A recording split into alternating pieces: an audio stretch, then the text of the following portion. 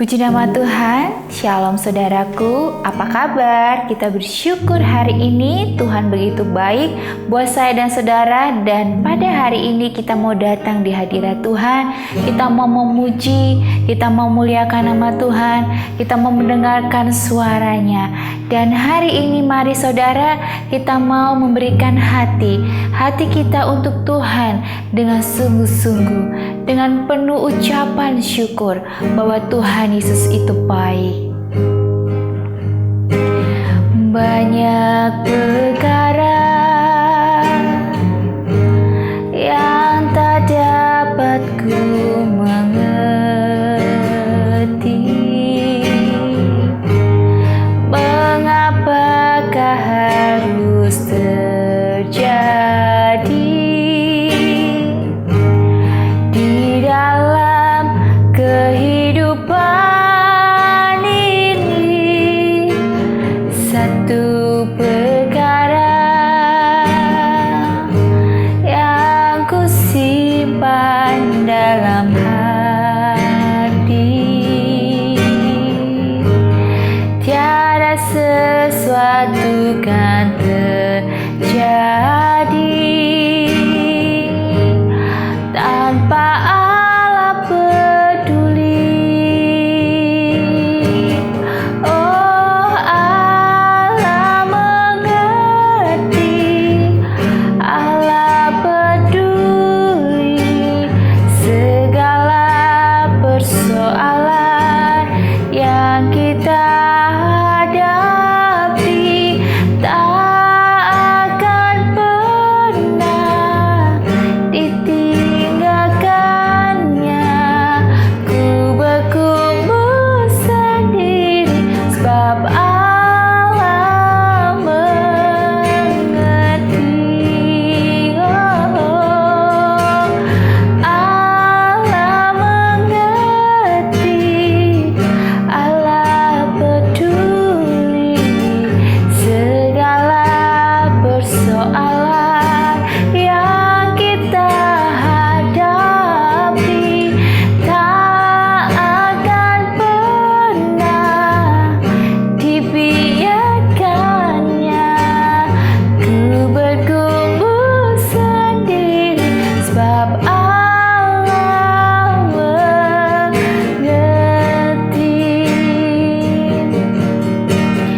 Ku bergumul sendiri sebab Allah peduli.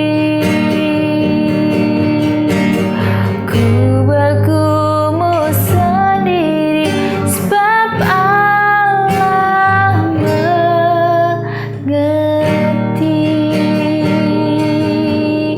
Oh Tuhan, Engkau mengerti kami ya Tuhan, Engkau peduli kami ya Tuhan.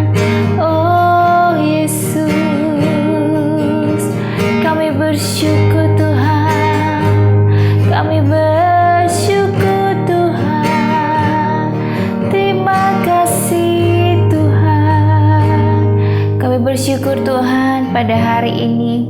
Kami percaya kalau kami punya Engkau, tidak ada yang perlu kami khawatirkan, tidak ada yang perlu kami cemaskan, karena kami punya Allah yang selalu peduli, Allah yang selalu mengerti. Ajarkan kami juga Tuhan untuk mengerti kehendak Engkau. Engkau mengerti segala jalan kami. Untuk itu ajari kami untuk memahami setiap jalan-Mu, setiap apa yang terjadi dalam kehidupan kami. Kami mau belajar percaya dan berharap kepadamu. Dan hari ini kami mau mendengarkan firman-Mu. Biarlah firman itu menjadi kekuatan, menjadi kami Tuhan pribadi yang semakin hari semakin mendekatkan diri kepada Engkau, semakin hari semakin mengingat akan Engkau. Urapi hamba-Mu yang tidak ada apa-apanya ini, pakai hamba-Mu sesuai dengan rencana-Mu. Ketika hamba-Mu berkata, Ketika hamba-Mu Tuhan menyampaikan firman sabda-Mu, hamba melakukan yang terbaik sesuai dengan kehendak-Mu Tuhan. Dan firman yang disampaikan boleh mudah dimengerti dan dapat dilakukan dan dapat dipercayai bahwa Tuhan Yesus yang menjadi Allah yang peduli. Terima kasih Tuhan, kami mengucap syukur hanya dalam nama Tuhan Yesus Kristus. Haleluya. Amin. Puji nama Tuhan. Shalom saudaraku. Hari ini kita bersyukur ya saudara, apapun yang terjadi, apapun yang kita sedang alami ya, tetapi kita mau percaya bahwa Allah kita Allah yang peduli, Allah kita Allah yang mengerti segala persoalan saya dan saudara. Dan hari ini saya tergerak sekali untuk menyampaikan firman Tuhan yang diambil dari kitab Daniel, di mana saya tertarik sekali ingin menyampaikan bagaimana Daniel hidupnya selalu berkenan di hadapan Tuhan. Dan kita mau belajar dari Daniel yang bagaimana dia bisa mengatasi persoalannya. Dan mari kita mau baca bersama-sama di Daniel 2 ayat 13 sampai 23. Daniel 2 ayat 13 sampai 23 ya. Kita mau baca bersama-sama. Ketika titah dikeluarkan supaya orang-orang bijaksana dibunuh, maka Daniel dan teman-temannya pun terancam akan dibunuh. Lalu berkatalah Daniel dengan cerdik dan bijaksana kepada Ariok, pemimpin pengawal raja yang telah pergi untuk membunuh orang-orang bijaksana di Babel itu. Katanya kepada Ariok, pembesar raja itu, mengapa titah yang begitu keras ini dikeluarkan oleh raja? Lalu Ariok memberitahukan hal itu kepada Daniel.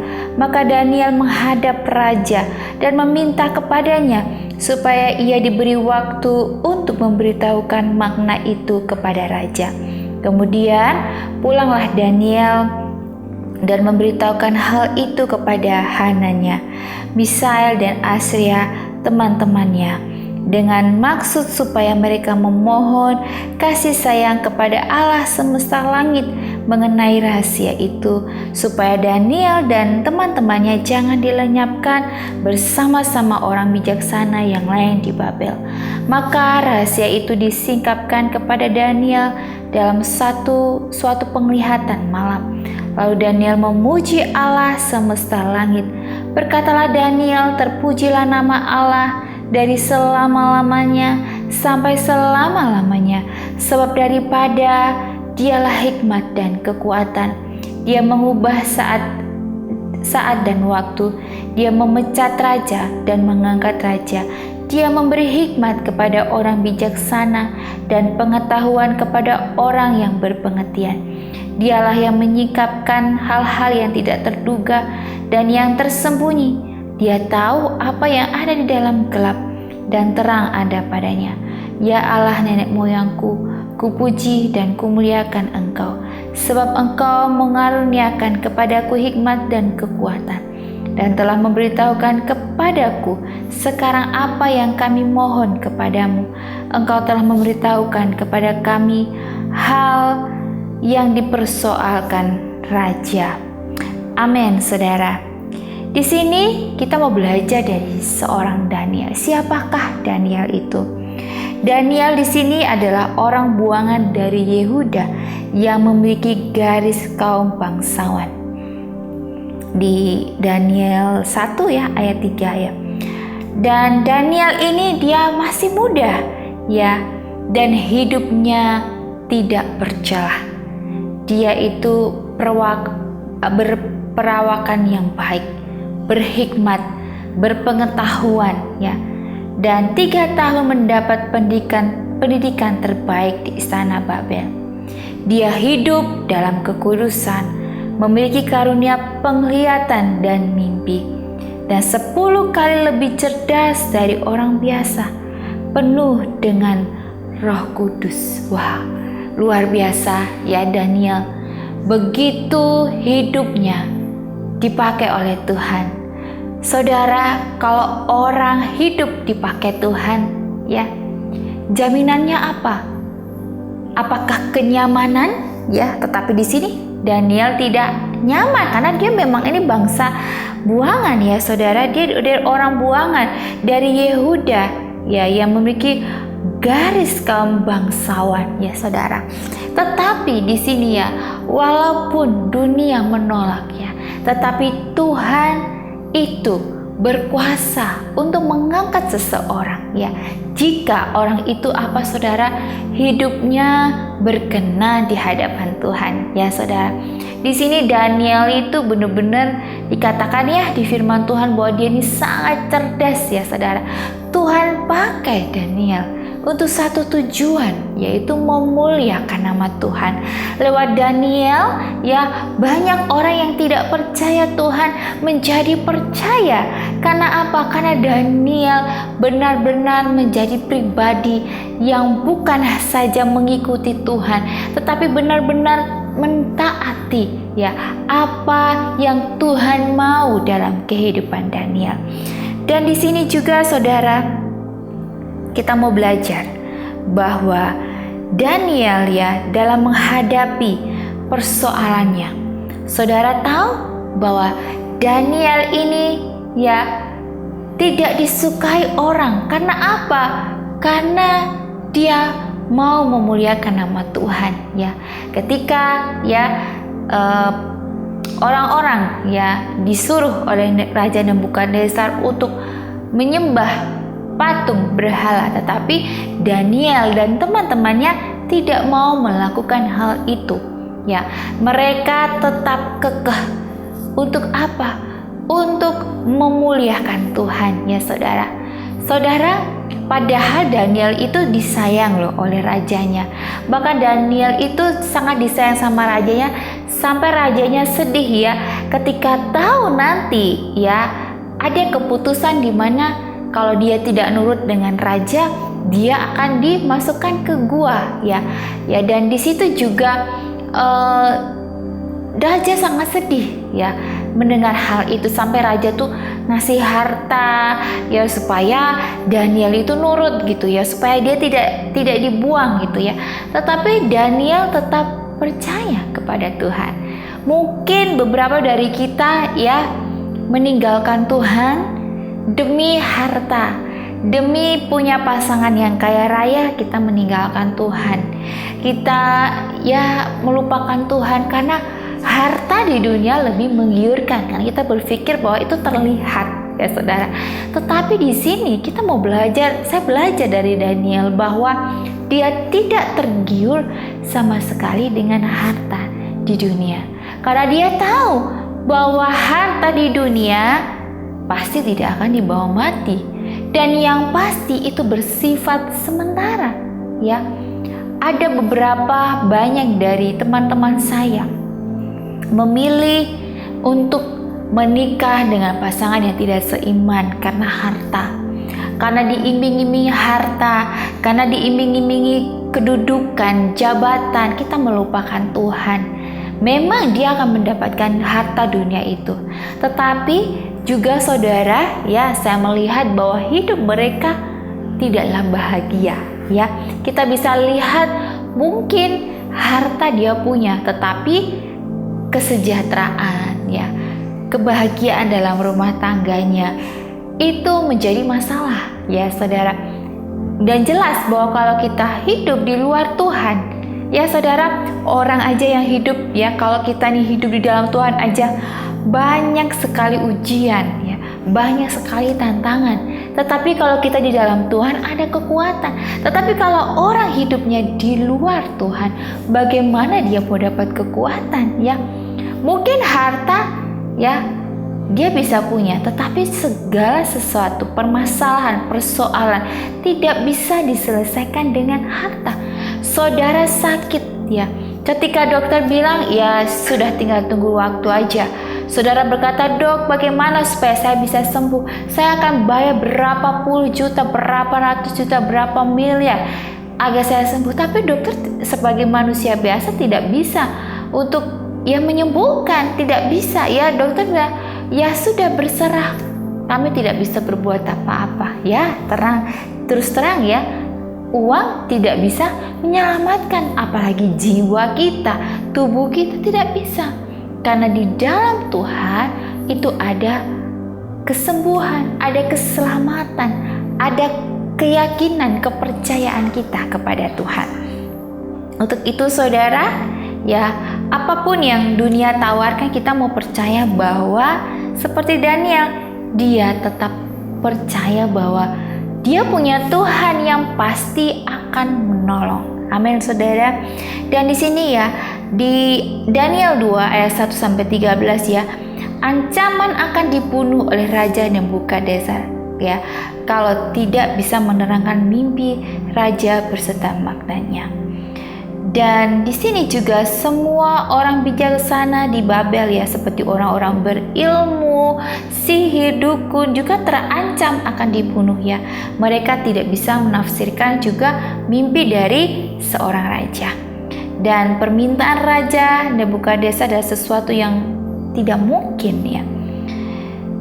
Yang mungkin ya saudara. Dan Raja Nebukadnezar adalah dan Daniel ya, di sini Raja Nebukadnezar minta sesuatu yang mungkin, dan Daniel berhadapan dengan persoalan yang amat sulit. Artinya persoalan yang tidak mungkin bisa diselesaikan dengan cara manusia ya, karena permintaan Raja Nebukadnezar itu di luar batas kewajaran dan kemampuan manusia. Dan bagaimana ya di sini ya, menerangkan juga tulisan tangan di dinding pada masa pemerintahan Raja Belsyazar ya.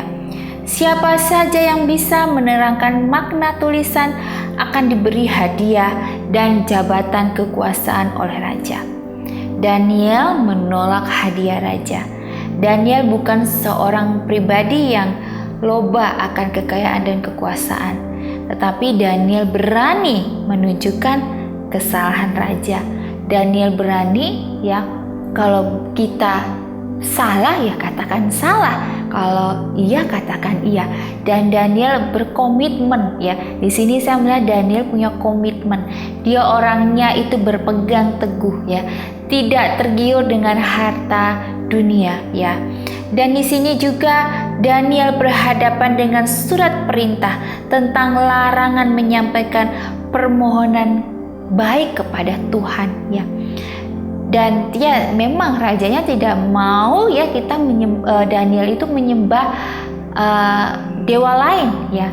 Dan di sini ya, Daniel tetap setia kepada Tuhan.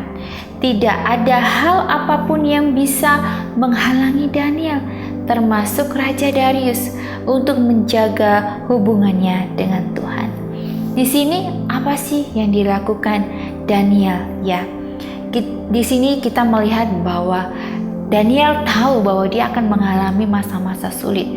Yang pertama, dia mengambil waktunya untuk memuji dan memuliakan nama Tuhan. Ketika dia memuji dan memuliakan nama Tuhan, dia berdoa. Berdoa bukan sekedar kita hanya berbicara dengan Tuhan. Berdoa bukan sekedar kita menyampaikan ya permohonan, keluhan ya atau beban kita kepada Tuhan. Doa bukan hanya sekedar kita ada di ibadah gereja atau di komsel ya atau di persekutuan, tetapi doa adalah nafas hidup kita sebagai orang Kristen.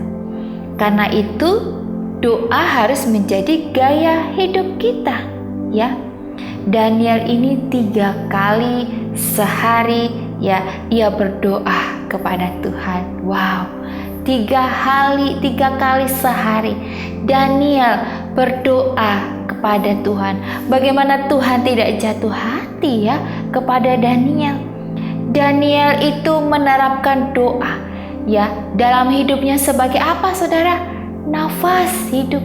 Ketika kita bernafas ini, kita mengingat bahwa berterima kasihlah kepada Tuhan.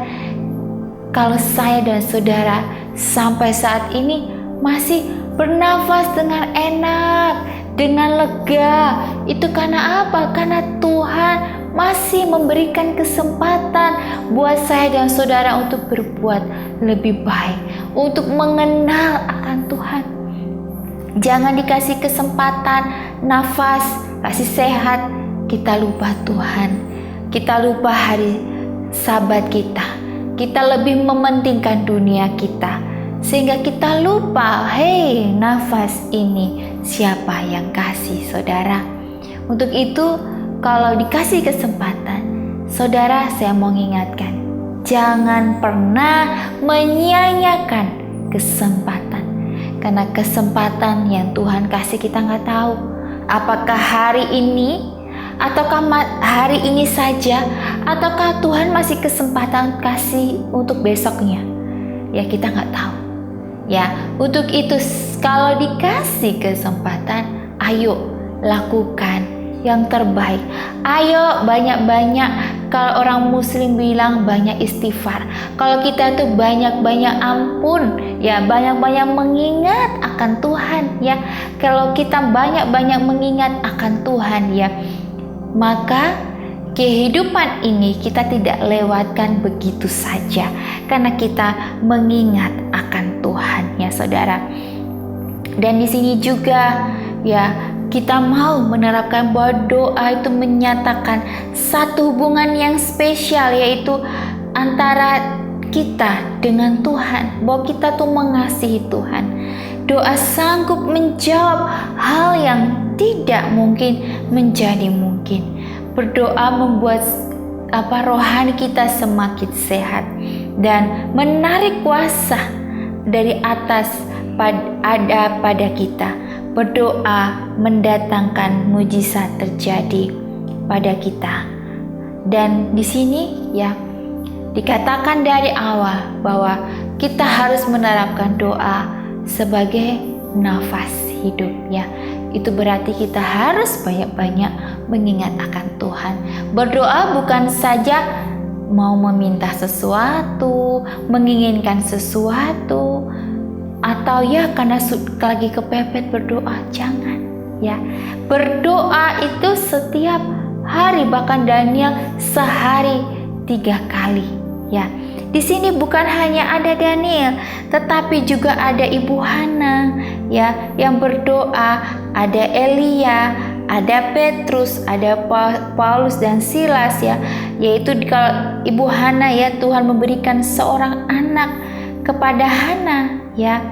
Dan anak itu bernama Samuel. Ada Elia berdoa agar hujan tidak turun selama 3 tahun 6 bulan, ya.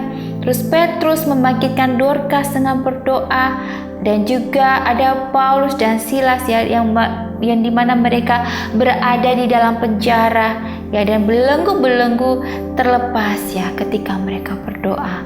Wah, luar biasa, saudara. Untuk itu, saudara mungkin bertanya, saya sudah berdoa, tetapi kok ya nggak ada mujizat.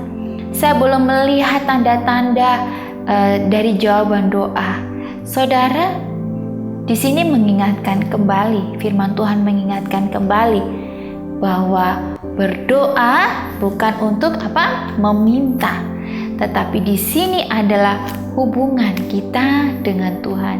Bagaimana saudara datang dengan Tuhan? Karena saudara mengasihi Tuhan. Berdoa jangan berpikir bahwa akan ada hal-hal yang baik, ya, yang akan datang. Tetapi berdoalah, minta kekuatan, ya, karena saya menjamin bahwa tidak ada hari-hari yang baik, ya. Maksudnya bahwa, ya, tidak ada hari yang dikatakan mulus-mulus saja, tidak ada tantangan, ada rintangan, tidak.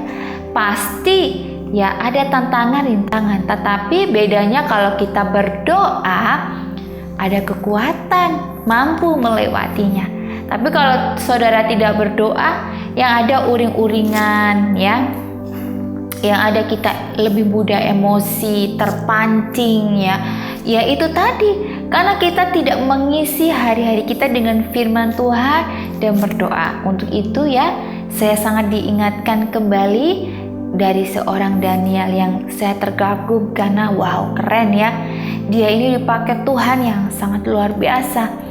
Dia sangat cerdas, yaitu tadi. Padahal dia tuh buangan, ya, orang buangan loh, saudara. Ya, tetapi di sini luar biasa. Dia juga tidak tergiur dengan harta dunia yang ditawarkan, yang kalau secara manusia ya ampun tuh bagus banget, kenapa nggak diambil gitu kan. Kalau orang kalau kita orang pasti bilang wah tuh bodoh ya, hal yang bodoh nih kalau nggak diambil. Tetapi Daniel benar-benar fokusnya hanya ke Tuhan. Dia punya tujuan bahwa saya akan tetap berjuang untuk melakukan kebenaran, untuk memberikan yang terbaik buat Tuhan, karena dia tahu bahwa Tuhan memang tidak kelihatan, tetapi dia percaya bahwa kuasanya bekerja, ya. Bahkan kehidupan kekal itu dia rasakan bahwa kalau Tuhan bekerja itu ada kekuatan yang tidak bisa didapat di dunia ini, ya saudara. Tidak ada kebahagiaan yang bisa kita dapatkan di dunia ini kalau kita mengingat akan Tuhan, kita percaya 100% kepada Tuhan. Dan saya mau mengundang saudara untuk hari-hari ini berharap dan percaya kepada Tuhan, bukan saja sekedar dalam keadaan terhimpit, tetapi juga keadaan apapun, ya, dan menjadikan doa itu nafas, ya, nafas kita setiap hari untuk datang kepada Tuhan, ya saudara. Mari kita mau berdoa. Terima kasih Tuhan, kami bersyukur buat firman-Mu yang hari ini menguatkan kami. Kami bersyukur bahwa kami diingatkan bahwa doa adalah nafas hidup kami. Jadikan kami Engkau tempat terutama di dalam hati kami, kehidupan kami. Ajari kami juga mengingat akan Engkau, bahwa Engkau saja Allah yang Maha Kuasa, Allah yang memberikan kekuatan dan kemampuan. Kami percaya bahwa Engkau bukan memberikan hari-hari kami mulus atau hari-hari kami tidak ada tantangan, tetapi ketika kami harus melewati tantangan, rintangan, di situ Engkau bekerja sangat luar biasa, bekerja di jalan yang tidak pernah terlihat oleh kita, tidak pernah dipikirkan oleh kita. Dan kami bersyukur untuk firman-Mu hari ini. Kami mau berkomitmen seperti Daniel untuk mau melakukan yang terbaik, untuk berkata jujur, untuk tidak takut, untuk selalu menggaungkan firman-Mu, untuk selalu hidup kudus, hidup benar di hadapan Engkau. Dan hari ini biar apapun yang kami lakukan, kerjakan, kami mau Engkau ikut campur tangan dalam kehidupan kami. Terima kasih Tuhan, kami bersyukur, sangat bersyukur. Hanya dalam nama Tuhan Yesus Kristus. Haleluya. Amin. Puji nama Tuhan.